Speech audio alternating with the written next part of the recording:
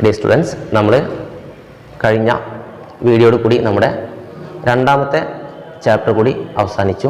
നമ്മൾ ഒന്നാമത്തെ ചാപ്റ്റർ നമ്മൾ അക്കൗണ്ടിങ്ങിൻ്റെ ഇൻട്രൊഡക്ഷൻ ആയിരുന്നു പഠിച്ചത് അല്ലേ.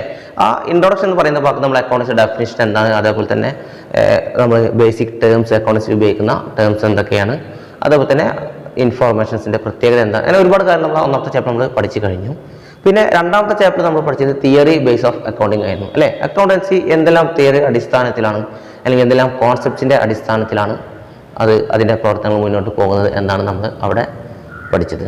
നമുക്ക് ഈ ചാപ്റ്ററിൽ നമുക്ക് പഠിക്കാനുള്ളത് recording of transactions. Recording of transaction എന്ന് പറയുമ്പോൾ നമുക്കറിയാമല്ലേ, റെക്കോർഡിംഗ് എന്ന് പറയുമ്പോൾ തീർച്ചയായും നിങ്ങൾക്ക് ഒന്നാമത്തെ നമ്മുടെ ഡെഫിനിഷൻ ഓർമ്മ വരുന്നുണ്ടായിരിക്കും. നമ്മൾ എന്താണ് പഠിച്ചത്? അക്കൗണ്ടിങ് എന്ന് പറഞ്ഞാൽ തന്നെ നമ്മൾ എന്താണെന്ന് പറഞ്ഞത് അല്ലേ. Accounting is an art of recording, classifying, summarising അല്ലേ. നമ്മൾ അങ്ങനെ ഒരു ഡെഫിനിഷൻ പഠിച്ചിട്ടുണ്ടായിരുന്നു, ഓർക്കുന്നുണ്ടോ?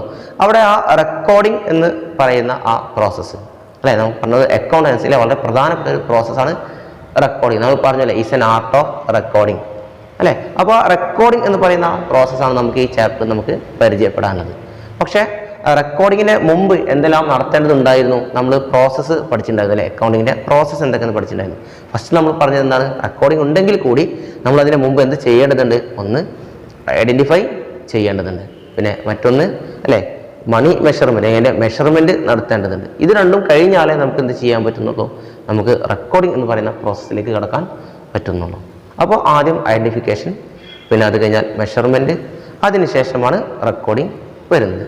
അപ്പോൾ ഈ റെക്കോർഡിംഗ് എന്ന് പറയുന്ന പ്രോസസ്സ് എന്ന് പറയുമ്പോൾ തന്നെ വെറുതെ അങ്ങോട്ട് റെക്കോർഡ് ചെയ്യുക എന്നല്ല നമ്മളിവിടെ ഉദ്ദേശിക്കുന്നത്. ഇവിടെ ഓരോ ട്രാൻസാക്ഷനും റെക്കോർഡ് ചെയ്യണം എന്നുണ്ടെങ്കിൽ നമുക്കറിയാം, നമ്മൾ ഒബ്ജക്റ്റിവിറ്റി കോൺസെപ്റ്റ് എന്ന് പറയുന്ന ഒരു കോൺസെപ്റ്റ് നമ്മൾ പഠിച്ചിട്ടുണ്ടായിരുന്നു അല്ലേ. അവിടെ നമ്മൾ എന്താണ് പറഞ്ഞത്? ഓരോ ട്രാൻസാക്ഷനും എങ്ങനെയായിരിക്കണം? Should be evidenced and supported by a document. ഒരു ഡോക്യുമെൻറ്റിൻ്റെ സപ്പോർട്ട്, അതേപോലെ തന്നെ ഷുഡ് ബി എവിഡൻസ്ഡ്, തെളിവുള്ള ഒരു ട്രാൻസാക്ഷൻ ആയിരിക്കണം അവിടെ നടക്കേണ്ടത്. അപ്പോൾ അത്തരം ട്രാൻസാക്ഷൻ മാത്രമേ നമുക്ക് എന്ത് ചെയ്യാൻ പറ്റുന്നുള്ളൂ? റെക്കോർഡ് ചെയ്യാൻ പറ്റുന്നുള്ളൂ. അതല്ലാതെ യാതൊരു തെളിവുകളൊന്നും ഇല്ലാതെ ഓരോരുത്തർക്കും തോന്നിയ രീതിയിലുള്ള ട്രാൻസാക്ഷൻസ് എന്ത് ചെയ്യാൻ കഴിയില്ല? റെക്കോർഡ് ചെയ്യാൻ കഴിയില്ല. അങ്ങനെ റെക്കോർഡ് ചെയ്യരുത്. അതാണ് നമ്മൾ ഒബ്ജക്റ്റിവിറ്റി പ്രിൻസിപ്പിൾസിൽ നമ്മൾ പറഞ്ഞൊരു ഭാഗം കൂടി ആണ് ഇത്. അപ്പോൾ നമുക്കിവിടെ ട്രാൻസാക്ഷൻ അല്ലേ, റെക്കോർഡിംഗ് ഓഫ് ട്രാൻസാക്ഷൻ എന്ന് പറയുമ്പോൾ നമുക്കിവിടെ ട്രാൻസാക്ഷൻസ് റെക്കോർഡ് ചെയ്യുന്നതാണ്. പക്ഷേ അതിന് മുമ്പ് ഞാൻ പറഞ്ഞ ഈ തെളിവ് വേണം എന്ന് നമ്മൾ പറഞ്ഞല്ലോ അല്ലേ. ഓരോ ട്രാൻസാക്ഷനും ഓരോ തെളിവ് വേണം എന്ന് പറഞ്ഞു. അപ്പോൾ ആ തെളിവിന് നമ്മൾ എടുക്കുന്ന ആ ഡോക്യുമെൻറ്റ്സിന് നമ്മൾ പറയുന്ന പേരാണ് സോഴ്സ് ഡോക്യുമെൻറ്റ്സ്. സോഴ്സ് ഡോക്യുമെൻറ്റ്സ് എന്ന് പറഞ്ഞിട്ടുണ്ടെങ്കിൽ നമുക്കറിയാം ഓരോ ട്രാൻസാക്ഷൻ നടന്നതിനുള്ള തെളിവാണ്. അതിപ്പോൾ നമ്മൾ പർച്ചേസ് ചെയ്തതാണെങ്കിൽ ബില്ലായിരിക്കാം അല്ലേ, അല്ലെങ്കിൽ ഇൻവോയ്സ് ആയിരിക്കാം, അല്ലെങ്കിൽ ക്യാഷ് മെമ്മോ ആയിരിക്കാം, അല്ലെങ്കിൽ അതിൻ്റെ സാലറി സ്ലിപ്പായിരിക്കാം. അപ്പോൾ എന്താണെങ്കിലും ആ ഒരു ട്രാൻസാക്ഷൻ നടന്നതിന് തെളിവ് കാണിക്കുന്ന ഡോക്യുമെൻറ്റിനെയാണ് നമ്മൾ എന്തെന്ന് പറയുന്നത്? സോഴ്സ് ഡോക്യുമെൻറ്റ് എന്ന് പറയുന്നത്. പിന്നെ സോഴ്സ് ഡോക്യുമെൻ്റ് യൂസ് ചെയ്യുന്ന വൗച്ചേഴ്സ്, ആ വൗച്ചേഴ്സ് ഏതൊക്കെയാണ്? ക്യാഷ് വൗച്ചേഴ്സ് ഉണ്ട്, ഡെബിറ്റ് വൗച്ചേഴ്സ് ഉണ്ട്, ക്രെഡിറ്റ് വൗച്ചേഴ്സ് ഉണ്ട്. അങ്ങനെ ഒരുപാട് തരം വൗച്ചേഴ്സ് നമുക്ക് പഠിക്കാനുണ്ട്. അതൊക്കെ നമ്മുടെ ഇൻട്രാക്റ്റീവ് സെഷനിൽ നമുക്ക് വ്യക്തമാക്കിയിട്ട് നമുക്ക് ഡിസ്കസ് ചെയ്യാം. ഇവിടെ മറ്റൊരു topic accounting equations. Accounting equation വളരെ പ്രധാനപ്പെട്ട ഒരു ടോപ്പിക്കാണ്. പരീക്ഷയ്ക്ക് ഒരുപാട് തവണ ചോദിച്ചതും നമ്മളൊരു അക്കൗണ്ടിങ് പഠിക്കുന്ന സ്റ്റുഡൻറ്റ് എന്നുള്ള അർത്ഥത്തിൽ നിർബന്ധമായും നമ്മൾ അറിഞ്ഞിരിക്കേണ്ട ഒന്നുകൂടിയാണ് അക്കൗണ്ടിങ് ഇക്വേഷൻസ് എന്ന് പറയുന്നത്. ഇത് പറയുമ്പോൾ നമ്മൾ കഴിഞ്ഞ ചാപ്റ്ററിലെ ഡ്യുവൽ ആസ്പെക്ട്സ് കോൺസെപ്റ്റ്സ് എന്ന് പറയുന്ന ഒരു കോൺസെപ്റ്റിലേക്ക് നമ്മളൊന്ന് പോകേണ്ടി വരും. അവിടെ നമ്മൾ എന്താണ് പഠിച്ചിട്ടുണ്ടായിരുന്നത്? നമുക്കറിയാം രണ്ട് ആസ്പെക്ട്സ് അല്ലേ, ഒന്ന് റിസീവിങ് ആസ്പെക്ട്സ്, മറ്റൊന്ന് ഗിവിങ് ആസ്പെക്ട്സ്. അതായത് ഒരു ഡെബിറ്റ് ആസ്പെക്ട്സും ഒരു ക്രെഡിറ്റ് ആസ്പെക്ട്സും ഉണ്ട് എന്ന് നമ്മൾ പഠിച്ചിട്ടുണ്ടായിരുന്നു. ഓക്കെ, ഇത് ഈ അക്കൗണ്ടിങ് ഇക്വേഷനിലേക്ക് നമ്മൾ വരുമ്പോൾ ആ ഭാഗത്ത് നമ്മൾ പഠിച്ചിട്ടുണ്ടായിരുന്നു ഒരു ഫണ്ടമെന്റൽ ഇക്വേഷൻ നമ്മൾ പറഞ്ഞിട്ടുണ്ടായിരുന്നു. Assets equal to liabilities plus capital എന്ന് പറയുന്ന ഒരു ഫണ്ടമെന്റൽ ഇക്വേഷൻ നമ്മൾ ആ ഭാഗത്ത് ചർച്ച ചെയ്തിട്ടുണ്ടായിരുന്നു. ആ ഇക്വേഷനുമായി ബന്ധപ്പെട്ട് ഓരോ ട്രാൻസാക്ഷൻ നടക്കുമ്പോഴും നമുക്ക് ആ ഇക്വേഷൻ എന്താവേണ്ടതുണ്ട്? ഫോളോ ചെയ്യേണ്ടതുണ്ട്. അതായത് assets equal to liabilities plus capital എന്ന് പറഞ്ഞിട്ടുണ്ടെങ്കിൽ സ്ഥാപനത്തിലെ എന്തൊരു രീതിയിലുള്ള ഒരു ഫിനാൻഷ്യൽ ക്യാരക്ടറുള്ള ഏതൊരു ട്രാൻസാക്ഷൻ നടന്നു കഴിഞ്ഞാലും ആ സ്ഥാപനത്തിൻ്റെ ബാലൻസ് നമ്മൾ നോക്കുമ്പോൾ എപ്പോഴും assets equal to liabilities plus capital ആയിരിക്കും. ഓക്കെ, അപ്പോൾ ഈ ഇക്വേഷൻ നമുക്ക് മാറ്റി എഴുതുകയാണെങ്കിൽ അപ്പോൾ അസറ്റ്സ് മാത്രം എന്ന് നമുക്ക് പറയാൻ പറ്റില്ല അല്ലേ. നമുക്ക് ലയബിലിറ്റീസ് എന്താണെന്ന് ചോദിച്ചൂടെ? അതെങ്കിൽ ക്യാപിറ്റൽ ഈക്വൽ ടു എന്ന് പറഞ്ഞൂടെ? അപ്പോൾ നമുക്ക് assets equal to liabilities plus capital ആണ് എന്നുണ്ടെങ്കിൽ അല്ലേ, assets equal to liabilities plus capital എന്നാണെങ്കിൽ ലയബിലിറ്റീസ് ഈക്വൽ ടു അസറ്റ്സിൽ എന്തൊക്കെയുണ്ട്? ലയബിലിറ്റിയും ഉണ്ട്, ക്യാപിറ്റലും ഉണ്ട്. അപ്പോൾ അസറ്റിൽ നിന്നും ക്യാപിറ്റൽ പോയി കഴിഞ്ഞാൽ ബാക്കിയുള്ളത് എന്താണ്? ലയബിലിറ്റിയാണ്. അപ്പോൾ നമുക്ക് എന്ത് പറയാം? Assets minus capital. അതേപോലെ തന്നെ ക്യാപിറ്റൽ ഈക്വൽ ടു അസറ്റ്സിൽ എന്തൊക്കെയുണ്ട്? ലയബിലിറ്റിയും ഉണ്ട്, ക്യാപിറ്റലും ഉണ്ട്. അപ്പോൾ അസറ്റിൽ നിന്ന് ലയബിലിറ്റി പോയി കഴിഞ്ഞാൽ ബാക്കിയുള്ളത് എന്തായിരിക്കും? ക്യാപിറ്റൽ ആയിരിക്കും. അപ്പോൾ ക്യാപിറ്റൽ കാണാൻ അസറ്റിൽ നിന്ന് ലയബിലിറ്റി മൈനസ് ചെയ്താൽ മതി. അപ്പോൾ assets equal to liabilities plus capital, liabilities equal to assets minus capital, capital equal to assets minus liability. ഇനി നമ്മൾ ഇക്വേഷനിലേക്ക് വരാം. Assets equal to liabilities plus capital. നമ്മൾ പറഞ്ഞത് എന്താണ്? എപ്പോഴും ഒരു സ്ഥാപനത്തിൽ ഒരു ട്രാൻസാക്ഷൻ നടന്നു കഴിഞ്ഞാൽ assets equal to liabilities plus capital ആയിരിക്കും. അതായത് ആ സ്ഥാപനത്തിലെ അസറ്റിന്റെ ടോട്ടലും അതേപോലെ തന്നെ ലയബിലിറ്റിയും ക്യാപിറ്റലും കിട്ടിയാൽ കിട്ടുന്ന ആ ടോട്ടൽ എമൗണ്ടും എപ്പോഴും എന്തായിരിക്കും? ഈക്വൽ ആയിരിക്കും എന്നാണ് പറയുന്നത്. ഇനി നമുക്ക് ഓരോ ട്രാൻസാക്ഷൻ എടുത്തിട്ട് അത് ഈക്വൽ ആവുന്നത് എങ്ങനെയാണെന്ന് നോക്കാം. അതിനുവേണ്ടി ഞാനിവിടെ രണ്ട് സൈഡാക്കി തിരിച്ചിട്ടുണ്ട്. ഒരു സൈഡ് അസറ്റ്സ്, ഒരു സൈഡ് ലയബിലിറ്റീസ് പ്ലസ് ക്യാപിറ്റൽ. അപ്പോൾ ഓരോ ട്രാൻസാക്ഷൻ നടക്കുമ്പോഴും അസറ്റ്സും അസറ്റ് സൈഡും അതേപോലെ തന്നെ ലയബിലിറ്റീസ് പ്ലസ് ക്യാപിറ്റൽ എന്ന് പറയുന്ന ഈ ഭാഗവും എപ്പോഴും ഈക്വൽ ആയിരിക്കും. അതാണ് നമ്മൾ ഇനി പരിശോധിക്കുന്നത്. ആദ്യം ഒന്നാമതായി നമുക്കറിയാം, ഫസ്റ്റ് ഒരു ബിസിനസ്സിൽ ആദ്യം നടക്കുന്ന ട്രാൻസാക്ഷൻ എന്തായിരിക്കും? ഒരു ബിസിനസ് തുടങ്ങുന്ന സമയത്ത് തന്നെ അല്ലെ, ഒരു ബിസിനസ്സിലേക്ക് അതിന്റെ ഓണർ എമൗണ്ട് ഇൻവെസ്റ്റ് ചെയ്യുന്നു. എന്താണെന്ന് നമുക്കറിയാം അല്ലെ? ബിസിനസ് സ്റ്റാർട്ടഡ്, അതായത് ബിസിനസ് തുടങ്ങി അല്ലെ. ആ ഒരു ബിസിനസ് തുടങ്ങുമ്പോൾ അല്ലെങ്കിൽ കമൻസ്ഡ് ബിസിനസ് ആരംഭിച്ചു. ബിസിനസ് ആരംഭിക്കുമ്പോൾ തന്നെ എന്താണ് ചെയ്യുന്നത്? ഓണർ എന്താണ് ചെയ്യുന്നത്? ഒരു നിശ്ചിത തുക എന്ത് ചെയ്യുന്നു? അല്ലെങ്കിൽ ഒരു നിശ്ചിത എമൗണ്ട് എന്ത് ചെയ്യുന്നു? ബിസിനസ്സിൽ ക്യാപിറ്റലായിട്ട് ഇൻവെസ്റ്റ് ചെയ്യുന്നു. അതാണ് ഒന്നാമത്തെ പ്രോസസ് അല്ലെ, നമുക്കറിയാം അല്ലെ. ക്യാപിറ്റൽ ഇല്ലാതെ ബിസിനസ് എന്ത് ചെയ്യില്ല, മുന്നോട്ട് പോകുന്നില്ല. അപ്പോൾ ബിസിനസ് തുടങ്ങണം എന്നുണ്ടെങ്കിൽ ആദ്യമായി ചെയ്യുന്നത് കൂടുതലും എന്തായിരിക്കും? ഒരു ക്യാപിറ്റൽ ഇൻവെസ്റ്റ് ചെയ്യുക എന്നായിരിക്കും. അപ്പോൾ അങ്ങനെ ഒരു ക്യാപിറ്റൽ ഇൻവെസ്റ്റ് ചെയ്ത് കഴിഞ്ഞാൽ എങ്ങനെയാണ് ഈ assets equal to liability plus capital എന്നാകുന്നത് അല്ലെ? ഒരു ട്രാൻസാക്ഷൻ ആണ്. ഓണർ ബിസിനസ്സിലേക്ക് ക്യാപിറ്റൽ ഇൻവെസ്റ്റ് ചെയ്തു, അല്ലെങ്കിൽ കമൻസ്ഡ് ബിസിനസ് വിത്ത് ₹50,000, അല്ലെങ്കിൽ ബിസിനസ് സ്റ്റാർട്ടഡ് വിത്ത് ₹50,000. ബിസിനസ് എന്ത് ചെയ്തു? ഒരു ₹50,000 ക്യാപിറ്റലായി ഇൻവെസ്റ്റ് ചെയ്തുകൊണ്ട് ബിസിനസ് ആരംഭിക്കുകയാണ്. അങ്ങനെ ആരംഭിച്ചു എന്ന് നമ്മൾ പറഞ്ഞു കഴിഞ്ഞാൽ ഇവിടെ എങ്ങനെയാണ് assets equal to liabilities plus capital ആകുന്നത്? നമുക്ക് നോക്കാം. എന്താണ് ഇവിടെ ഓണർ ഇൻവെസ്റ്റ് ചെയ്തത്? ക്യാപിറ്റലാണ് ഇൻവെസ്റ്റ് ചെയ്തത്. എന്തായിട്ടാണ് ഇൻവെസ്റ്റ് ചെയ്തത്? ക്യാഷ് ആണ് ഇൻവെസ്റ്റ് ചെയ്തിട്ടുള്ളത്. അപ്പോൾ ക്യാഷ് ക്യാപിറ്റൽ എന്നുള്ള രീതിയിൽ ഇൻവെസ്റ്റ് ചെയ്തിരിക്കുകയാണ്. നോക്കാം നമുക്ക് ഈ ബിസിനസ്സിലെ അസറ്റ് എന്താണ്. ഈ ബിസിനസ്സിലെ അസറ്റ് എന്താണ്? ഇവിടെ ബിസിനസ്സിലേക്ക് ക്യാഷ് മാത്രമാണ് എത്തിയിട്ടുള്ളത്. അപ്പോൾ ഈ ബിസിനസ്സിൽ ആകെ ഒരു അസറ്റേ ഉള്ളൂ. എന്താണ് അസറ്റ്? ക്യാഷാണ്. പിന്നെ ഈ ബിസിനസ്സിന് എന്തെങ്കിലും ലയബിലിറ്റീസ് ഉണ്ടോ? ഇപ്പോൾ ഇല്ല അല്ലെ. എന്തെങ്കിലും പുറത്തുള്ള അളവുമായി ഒരു ബാധ്യതയും ഇല്ല. പിന്നെ ക്യാപിറ്റലോ? ക്യാപിറ്റലാണ് ഈ കൊണ്ടുവന്നുള്ളത്. അപ്പോൾ ഇവിടുത്തെ ക്യാപിറ്റൽ എത്രയാണെന്ന് ചോദിച്ചാൽ നമുക്ക് പറയാം 50,000 ആണ്. ക്യാഷ് എത്രയാണ്? ഈ സ്ഥാപനത്തിൽ ക്യാഷ് എത്രയാണെന്ന് ചോദിച്ചാൽ നമുക്ക് പറയാം 50,000 ആണ്. അപ്പോൾ നമുക്ക് എങ്ങനെ പറയാം? അസറ്റ് സൈഡിൽ എന്ത് മാത്രമേ ഉള്ളൂ? അപ്പോൾ ഇവിടെ ആദ്യം കിട്ടിയുള്ളത് ക്യാഷ് എന്ന് പറയുന്നത് അസറ്റ് മാത്രമാണ്. എത്ര രൂപയാണ് വന്നിട്ടുള്ളത്? 50,000 ആണ് ക്യാഷ് ആയിട്ട് കിട്ടിയിട്ടുള്ളത്. ഓക്കെ, അപ്പോൾ അസറ്റ് സൈഡ് എത്രയാണ്? 50,000 ആണ്. ദെൻ ലയബിലിറ്റി സൈഡിൽ എന്താണ് വന്നിട്ടുള്ളത്? ലയബിലിറ്റി സൈഡിൽ ഒന്നും വന്നിട്ടില്ല അല്ലെ. അതായത് ഇവിടെ ലയബിലിറ്റി ഉണ്ടായിട്ടില്ല. അപ്പോൾ നമുക്ക് 0 എന്ന് പറയാം. ദെൻ ക്യാപിറ്റൽ, എത്ര രൂപയുടെ ക്യാപിറ്റലാണ് ഇൻവെസ്റ്റ് ചെയ്തത് ഓണർ? 50,000 ക്യാപിറ്റലാണ് ഓണർ ഇൻവെസ്റ്റ് ചെയ്തത്. ഇപ്പോൾ നമുക്ക് ടോട്ടൽ എത്രയാണെന്ന് പറയാം. രണ്ട് സൈഡും ടോട്ടൽ എത്രയാണ് വന്നിട്ടുള്ളത്? 50,000 ആണ് വന്നിട്ടുള്ളത്. ഓക്കെ, ഇനി നമുക്ക് മറ്റൊരു ട്രാൻസാക്ഷൻ നോക്കാം. ഈ 50,000 കൊണ്ടുവന്നിട്ടുണ്ടെങ്കിൽ ഇപ്പോൾ സ്ഥാപനത്തിൽ ക്യാഷ് എത്രയാണ്? 50,000. ലയബിലിറ്റി എത്രയാണ്? 0. ക്യാപിറ്റൽ എത്രയാണ്? 50,000. Assets equal to liability plus capital ആണോ? Assets 50,000, liabilities plus capital 50,000. Okay, assets equal to liabilities plus capital. Clear ആണല്ലോ. ഇനി നമുക്ക് മറ്റൊരു ട്രാൻസാക്ഷൻ അല്ലെ. ഈ ക്യാഷ് ഉപയോഗിച്ചിട്ട് ഓണർ എന്ത് ചെയ്യുന്നു? ഒരു അസറ്റ് പർച്ചേസ് ചെയ്യുന്നു. ഓക്കെ, 10,000 ഒരു ഫർണിച്ചർ വാങ്ങുന്നതെന്ന് സങ്കല്പിക്കാം. അദ്ദേഹത്തിന് സ്ഥാപനത്തിലേക്ക് ഒരു ഫർണിച്ചർ ആവശ്യമുണ്ട്. അപ്പോൾ ഇനി അദ്ദേഹം ചെയ്യുന്നത് 10,000 വിലയുള്ള ഒരു ഫർണിച്ചർ പർച്ചേസ് ചെയ്യുന്നു. അതായത് ബോട്ട് ഫർണിച്ചർ ഫോർ ₹10,000. നമുക്ക് നോക്കാം എന്തൊക്കെയാണ് സംഭവിക്കുന്നത്. ക്യാഷ് ആണല്ലോ ഇത് ഒന്നാമത്തെ ട്രാൻസാക്ഷൻ അല്ലേ. ഇനി രണ്ടാമത്തെ ട്രാൻസാക്ഷന്റെ എഫക്റ്റ് നമുക്ക് നോക്കാം. രണ്ടാമത്തെ ട്രാൻസാക്ഷൻ എന്താ സംഭവിക്കുന്നത്? ക്യാഷ് ഉപയോഗിച്ചിട്ടാണ് പർച്ചേസ് ചെയ്തത്. അതുകൊണ്ട് 10,000 ആണ് പർച്ചേസ് ചെയ്തത്. അതുകൊണ്ട് ഇവിടെ 10,000 എന്ത് ചെയ്യുന്നു? ക്യാഷിൽ നിന്നും കുറഞ്ഞു പോകുന്നു. ഓക്കെ, ഇനി പുതിയൊരു അസറ്റ് വരുന്നു. എന്താണ് അസറ്റ്? ഫർണിച്ചർ. ഫർണിച്ചർ എന്ന് പറയുന്ന പുതിയൊരു അസറ്റ് വരുന്നു. അതെ, ആദ്യം ഫർണിച്ചർ ഉണ്ടോ? ഇല്ല, ആദ്യം ഫർണിച്ചർ 0 ആണ്.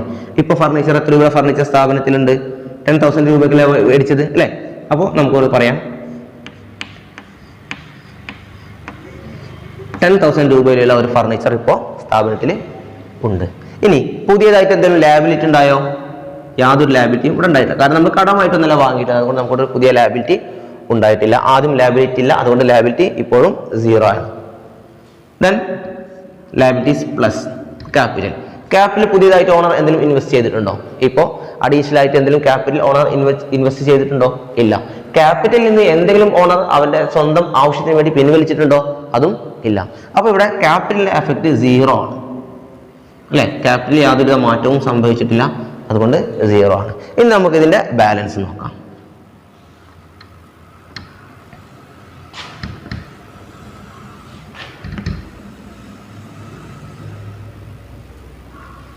ഇതിന്റെ ബാലൻസ് നമുക്ക് നോക്കി കഴിഞ്ഞാൽ ക്യാഷ് എത്രയാണ്? 40,000. കാരണം 50,000 പോയി 10,000 അതിൽ നിന്ന് ക്യാഷ് ആയിട്ട് ഉപയോഗിച്ചത് കൊണ്ട് 40,000. Furniture plus 10,000. Liability 0. Capital balance എത്രയാണ്? 50,000 ആദ്യം ഉണ്ട്, അപ്പോൾ 0 ആണ് എഫക്റ്റ്, അതുകൊണ്ട് 50,000 തന്നെ. Okay, total 50,000. കണ്ടോ ഇവിടെ എന്തായി? ഇവിടെ ഒരുപാട് എഫക്റ്റ്, ഒരു ട്രാൻസാക്ഷൻ നടന്നു. ഫർണിച്ചർ വാങ്ങുക എന്ന് പറയുന്നൊരു ട്രാൻസാക്ഷൻ സംഭവിച്ചു. പക്ഷേ ഇവിടെ ഇപ്പോഴും assets equal to liability plus capital തന്നെയാണ്. അസറ്റ്സിന്റെ ടോട്ടൽ സൈഡ് എത്രയാണ്? 40 പ്ലസ് 10,000 അല്ലേ? 40,000 plus 10,000 50,000. Then liabilities plus capital എന്ന് പറയുന്ന സൈഡ് എത്രയാണ്? അത് 0 പ്ലസ് 50,000, ടോട്ടലി 50,000. ഇനി നമുക്ക് മറ്റൊരു ട്രാൻസാക്ഷൻ കൂടി നോക്കാം. ഇവിടെ നമ്മൾ ഫർണിച്ചർ ക്യാഷ് കൊടുത്താണ് പർച്ചേസ് ചെയ്തത്. നമുക്കിനി കടമായി വാങ്ങിക്കഴിഞ്ഞാൽ assets equal to liability plus capital എന്ന് പറയുന്ന ഒരു ആ ഇക്വേഷൻ തന്നെ ആയിരിക്കും. നമുക്കൊന്ന് നോക്കാം. ഇവിടെ കടമായിട്ട് പർച്ചേസ് ചെയ്യുകയാണ്.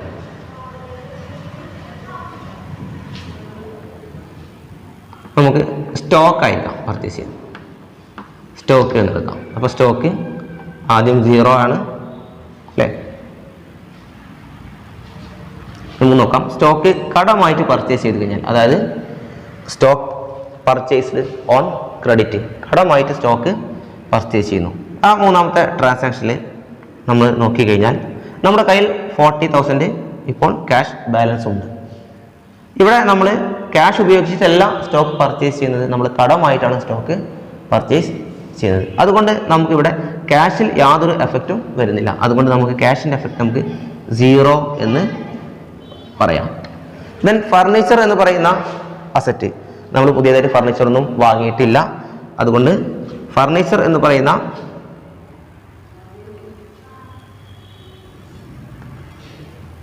അസറ്റിന്റെ എഫക്റ്റും നമുക്ക് 0 എന്ന് പറയാം. ഓക്കെ, ഇനി സ്റ്റോക്ക് എന്ന് പറയുന്നത് നമ്മൾ പർച്ചേസ് ചെയ്തു അല്ലേ? സ്റ്റോക്ക് നമ്മൾ 5,000 ആണ് സ്റ്റോക്ക് പർച്ചേസ് ചെയ്തെന്ന് സങ്കല്പിക്കാം. അപ്പോൾ ഇവിടെ പ്ലസ് 5,000. ഓക്കെ, നമ്മളിത് ബാലൻസ് ചെയ്ത് കഴിഞ്ഞാൽ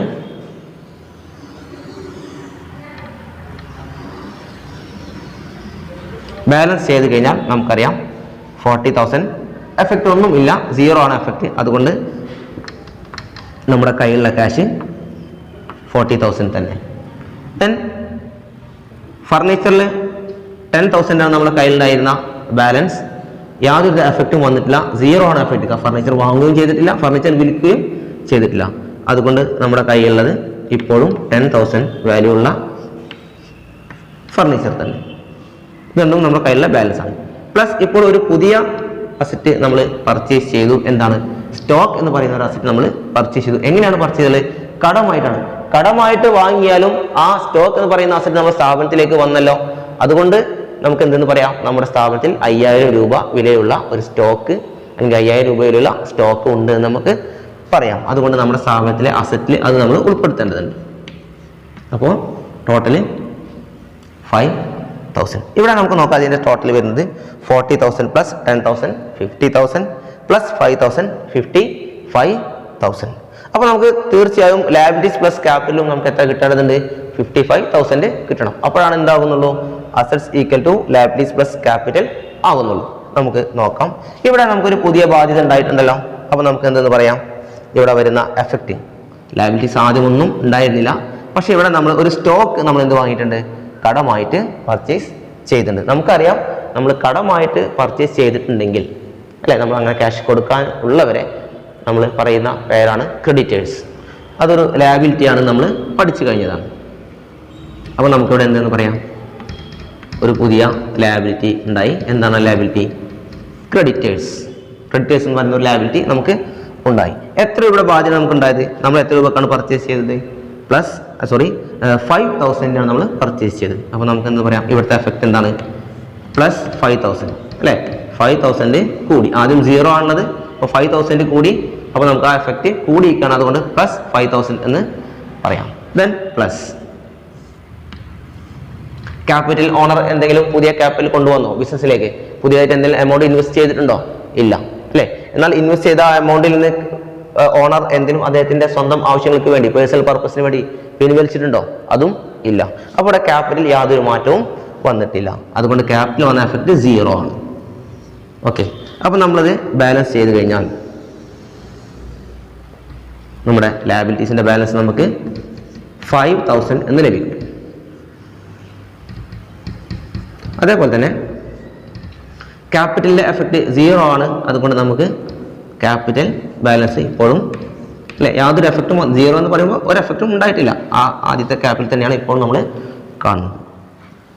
നോക്കാം. 40,000 പ്ലസ് 10,000 പ്ലസ് 5,000 55,000. അതേപോലെ തന്നെ ലയബിലിറ്റീസ് പ്ലസ് ക്യാപിറ്റൽ അല്ലെ. എന്നാൽ ലയബിലിറ്റീസ് 5,000 ഇപ്പോൾ പുതിയ ലയബിലിറ്റി വന്നു. ആദ്യം ലയബിലിറ്റി ഉണ്ടായിരുന്നില്ല. ഇപ്പോൾ ലയബിലിറ്റി 5,000 എന്ന് പറയുന്ന ലയബിലിറ്റി വന്നു. Plus capital 50,000.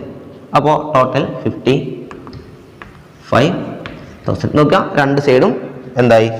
ഈക്വലായി അല്ലേ? Assets equal to liabilities plus capital അല്ലേ? ഇവിടെ അസറ്റ്സ് 55,000, അവിടെ ലയബിലിറ്റീസ് പ്ലസ് ക്യാപിറ്റലും 55,000. ഇങ്ങനെ ഓരോ ട്രാൻസാക്ഷൻ നടക്കുമ്പോഴും എന്ത് ചെയ്യുന്നു? Assets equal to liabilities plus capital എന്നാകുന്നു. ഓക്കെ. ഇനി നമുക്ക് മറ്റൊരു ട്രാൻസാക്ഷൻ കൂടി നമുക്ക് നോക്കാം.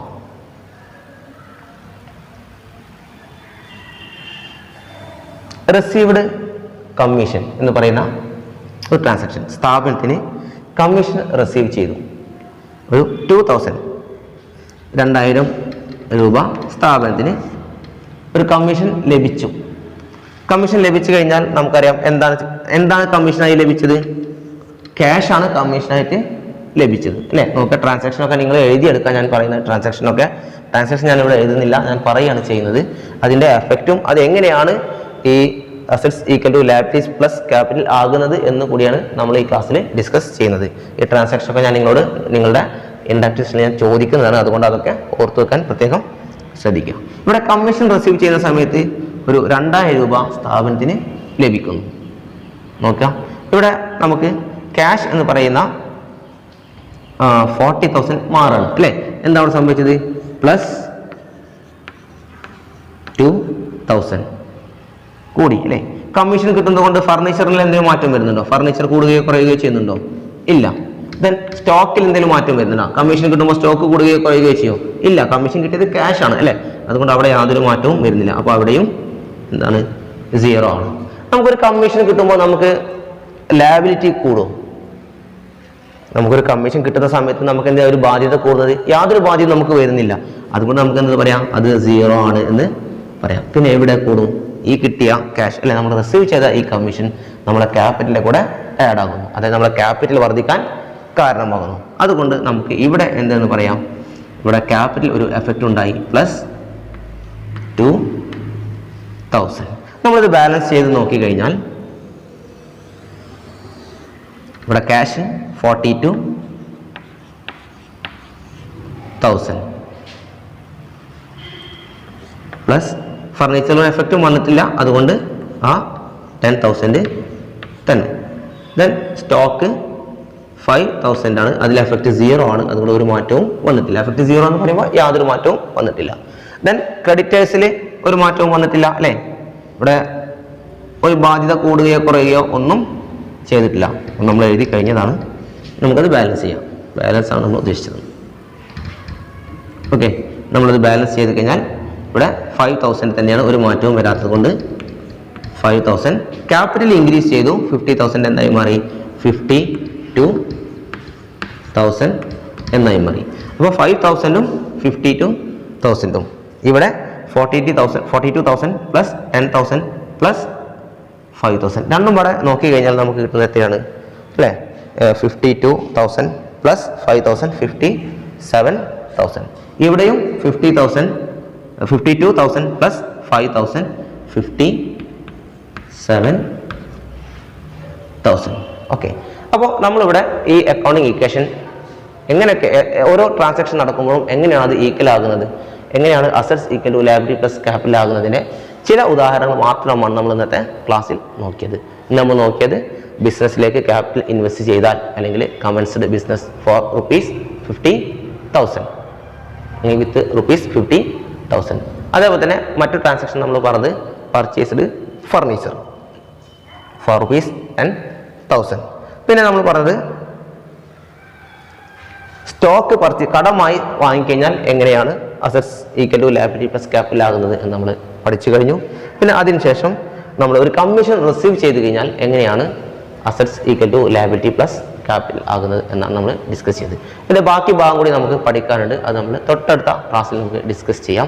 അപ്പോൾ ആദ്യം അടുത്ത ഭാഗം നമുക്ക് മനസ്സിലാകണം എന്നുണ്ടെങ്കിൽ നിങ്ങൾ ശ്രദ്ധിക്കേണ്ട ഒരു കാര്യം, ഇത് നിങ്ങൾ നന്നായി മനസ്സിലാക്കി ഇൻട്രാക്റ്റീവ് സെഷനിൽ അതിൻ്റെ സംശയങ്ങൾ തീർത്താൽ മാത്രമേ നമുക്ക് ഇനി ബാക്കിയുള്ള ട്രാൻസാക്ഷൻ കൂടി നടക്കുന്ന സമയത്ത് അല്ലെങ്കിൽ ബാക്കിയുള്ള ഫിനാൻഷ്യൽ ക്യാരക്ടറുള്ള ഇവൻ്റ് നടക്കുന്ന സമയത്ത് എങ്ങനെയാണ് assets equal to liabilities plus capital ആകുന്നത് എന്നാണ് നമ്മൾ പരിശോധിക്കുക. അപ്പോൾ ആദ്യം ഇത് നന്നായി മനസ്സിലാക്കുക.